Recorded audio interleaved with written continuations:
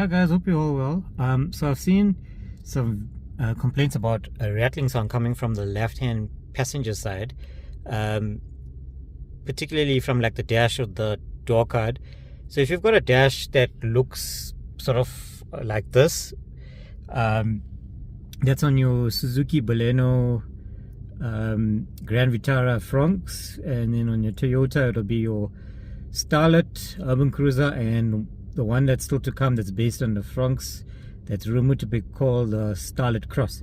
So let's get into what it actually is. So the noise actually comes from this, but on the other side. This also shows, it also comes from here a bit as well. So what is actually happening is, I'm not sure if you can see it, there's actually like a bit of a ducting in here. That's now your demister for your, when you put your demister on for your front windscreen, this is for your window, your side window. There's a duct in there, and then this is this little bit here. I think you can possibly see there, that thing there. So that vibrates as you're going over like different roads. It doesn't even have to be anything like really bumpy, or if your car is pulling up a hill where it's taking a bit of torque, this thing actually just hits against the top like this, and then it makes this vibration sound. So the fix for that is, well, all of these cars are actually still under warranty, so they should go back to the dealership, but I'm just letting you know what the actual cause is. So there's not, you know, actually something really wrong with the car.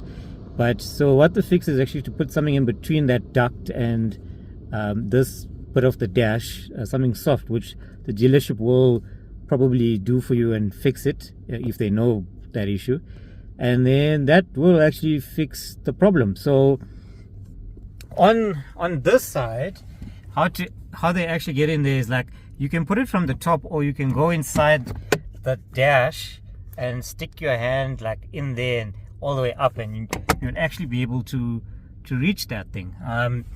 So just a bit of a closer look, you can see there's a little bit that's the duct in there.